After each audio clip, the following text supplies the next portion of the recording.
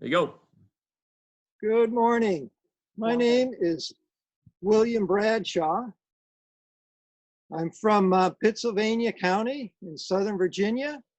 An old Virginia family. We can trace our ancestry all the way back to the very early days of Virginia in the days of Jamestown. And when the first Southern states seceded, we had a militia unit out there in Pittsylvania County called the Halifax Greys. And when Lincoln called up arms to suppress the rebellion, that's what triggered Virginia to secede. Now, I don't know if most of you know this, but just a week before that, the legislature had voted to stay in the Union. But what prompted us to leave the Union was Mr. Lincoln's act of aggression to violently put down the secession of the other states. So we in Virginia, along with several other states, seceded from the Union at that point. And I can still remember April 16th, as we formed up in Chatham, it's the Chatham Graves, our unit, and we marched off to Richmond to help defend the state of Virginia. And we marched off in our fine militia uniforms with our fancy frock coats and white cross belts and wagons full of all of our equipment and tentage and everything we had. And the women were waving their handkerchiefs as we marched off down to Danville to pick up the train to head up to Richmond. Now, before we got to Richmond, our commanding officers gave us one bit of advice. So when we marched into Richmond, we wanted to march in good marching order and to not be distracted by all those tall buildings that we'd be expected to see down in Richmond. You know, they had buildings as tall as 3 and 4 stories tall, and a lot of our boys had never seen anything that big. But that's what we did. We marched in and we set up our encampment on the outsides of Richmond there. Now, what we found is pretty quick, those fancy militia uniforms that they gave us weren't so good for field work. So we started writing back home to get more suitable uniforms. But the folks back home said, well, we just gave you uniforms. What's wrong with the ones you got? Well, the ones we got were starting to wear out. So we had to start making do with what we did. And we did more things like most people do, is we drilled and figured out what it is that we're going to do and got used to camp life. So I'm going to take you a couple minutes and show you some of the stuff that we would have. So the first thing I might have would be our belt. And if you take a look at this, we have the seal of Virginia on here because we were Virginians first. And that was a very important piece of our equipment. A lot of our equipment was very similar to the things that the Federal have. But first of all, let me show you this shirt. This shirt was made by my beautiful bride. And it was very common that soldiers would have something that would be sent from home that was made by a sweetheart, a mother, or one of their wives or sisters, something like that, and they would wear that because the stuff that was issued many times wasn't sufficient. So it was nice to have something from home.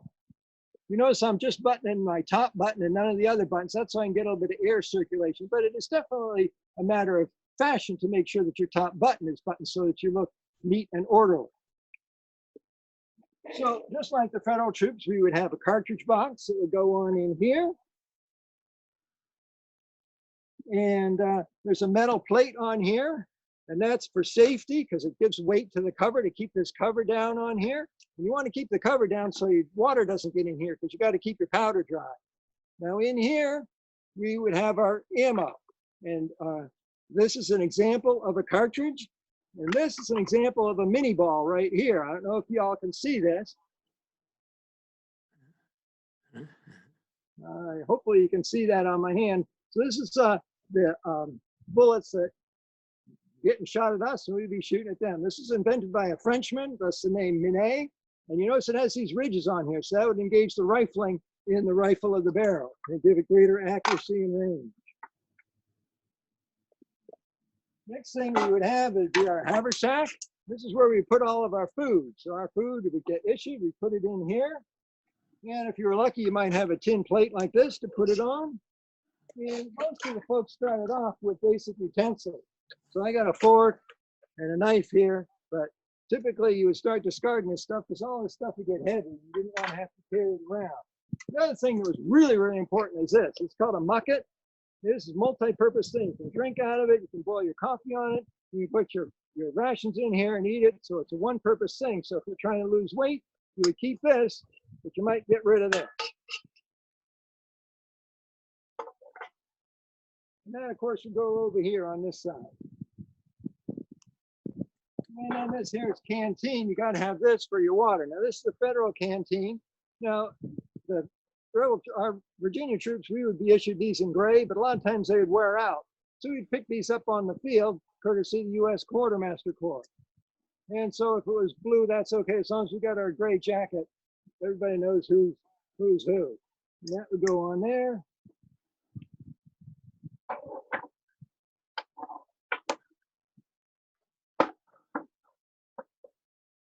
And of course, we have our belt.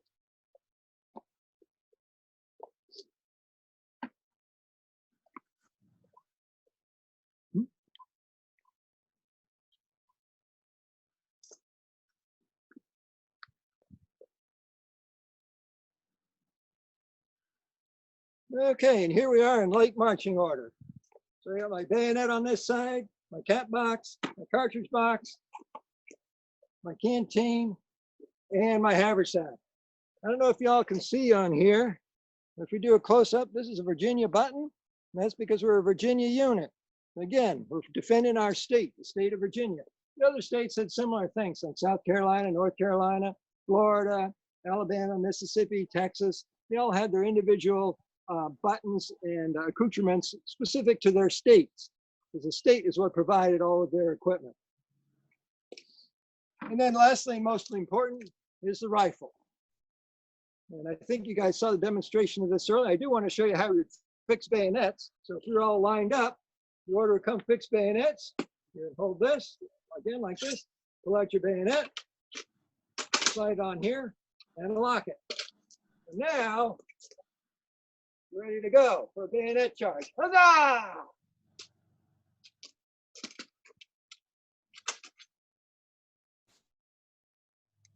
So anyway, we found ourselves in outside of Richmond.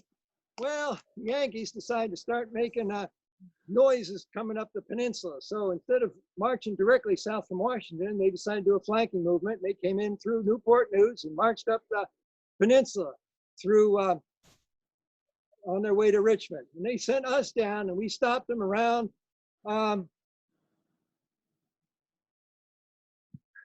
just had a brain freeze. Yeah. Well, anyway, our first battle where we saw the elephant was at 7 Pines.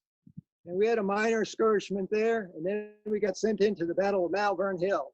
Now, the 53rd, which is the unit that we were with, we were pinned down at the bottom of Malvern Hill. The Federal artillery was up on the top of the hill. We couldn't charge up, and because they were covering the open ground behind us, we couldn't retreat. And we were stuck there for a couple of days until they finally retreated and went back down the peninsula. After that, we were sent back up to Richmond, and we were in all the major battlements that you may have heard about. Brewery's Buff. I'm sure you all have heard of Second Bull Run, or we call it as it's commonly known. And we definitely participated in that battle, and that was a real big, hard fight again. After that, we were sent back to various defensive operations. We participated again at the Battle of Fredericksburg, then Chancellorsville, and of course, you know what happened at Chancellorsville. We lost Stonewall, one of our greatest generals.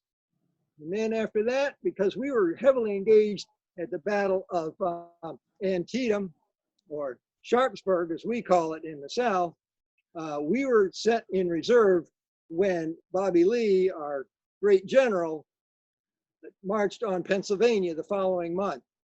So we were in the rear of the army as we were coming up through Chambersburg. So the battle had been going on for 2 days before we even got there. And because we were one of the few remaining fresh units, he decided to put us on the line up on Cemetery Ridge. And we were under George Armstead, you may have heard of him, who was part of Pickett's division. So we formed up over there on the right-hand side, and the first part of the battle was a big artillery battle. It was a hot day, very still. So all you saw was the smoke from the Federal guns on their side and our guns on our side, all along the line, firing at each other. When the artillery stopped, we were given the order to march, to form up and march out. Now we were in the second line, but it was still pretty tough. Now, at that point, I had been promoted to sergeant major, so I was the ranking non-commissioned officer in our regiment. So my responsibility was to keep everybody organized and in line. Well, we started marching across that field, and I don't know if any of y'all have been up there to Gettysburg, but it's not a flat field marching across the field up there towards the copse of trees, which was our objective. And so we'd come up on the top of the field and we'd see the enemy and they could see us. Then we'd drop down, reform, and come back up again. Well, I never made it across that field. The Federal artillery was still firing on us and a shell exploded up over my head and I took a hit. And that was as far as I made it. They carried me from the field and put me in the field hospital back behind the lines. Well, our unit with Armstead continued on. They made it all the way up to the copse of trees there. Armstead, he was killed. All of our officers were either killed or wounded. And what was left, retreated back to our lines and we left our colors on the ground. A great shame to our unit. Well, we had to retreat from Gettysburg. We had thought that this would be the battle that was going to end the war and cause Lincoln to sue for peace. Well, unfortunately, it didn't go that way. And then we did the long march back to Virginia in the cold rain, and I was sitting in a wagon nursing my wounds while the Federal Army chased us back all the way down to Virginia. Well, I spent the next few weeks and months in the hospital recovering. They wanted to promote me to captain, but since I was still wounded, I wasn't able to take on the commission, and they got somebody else, but I did finish my service as a sergeant major. And from that point on, we were primarily in a defensive action defending our beloved state of Virginia. I remember the winter of '64 outside of Petersburg during the siege of Petersburg. We spent our time there trying to defend the city of Petersburg and Richmond against the Yankee onslaught. After General Grant had marched down through there through Spotsylvania and the Wilderness Campaign, and we dug in the trenches there. It was a long and cold winter. Supplies were running short. We were running out of food. We were running out of ammunition, and we just had the bare clothes on our back. Well, that wasn't going so well, so Bobby Lee decided he'd try to break out from Petersburg and head for North Carolina. So we started marching towards Danville. We made it as far as Sailor's Creek when the Yankees caught up to us, and that was our last major engagement. And we lost quite a few men there. And then a week later, found us at Appomattox, where we all surrendered and got paroled. At that point, our regiment, which at full capacity would have been over 1,000 men, we were down to 80 men, including officers, out of the original 1,000 men. Now, in the graciousness of Grant, he allowed us to keep our sidearms, but we did have to surrender our colors and our long guns. And we got to keep our horse. My brother and I had one horse between us. And so at that point on, we got our parole papers and started a long walk home across Charlotte County, back to Halifax County and home, and tried to pick up our lives as they had existed before the war. I want to thank you for this opportunity to share a little bit about my personal story. Thank you again. Andy, and thank you, your wife, too, for helping to tape this. This has been a great experience for our students, and we greatly appreciate it. Thank you so much. You're welcome. If you find that he needs to redo the federal one, just let us know. All right. Yeah. All right. And we want to tell our students, if you have any questions at all, about the Civil War or about historical reenacting, I've had students in the past that have been involved. Please feel free to ask us, because it's a way to experience history in a living, hands-on way. So thank you again, guys, for it. We appreciate everything, and thank you for presenting to our students today. You're very welcome.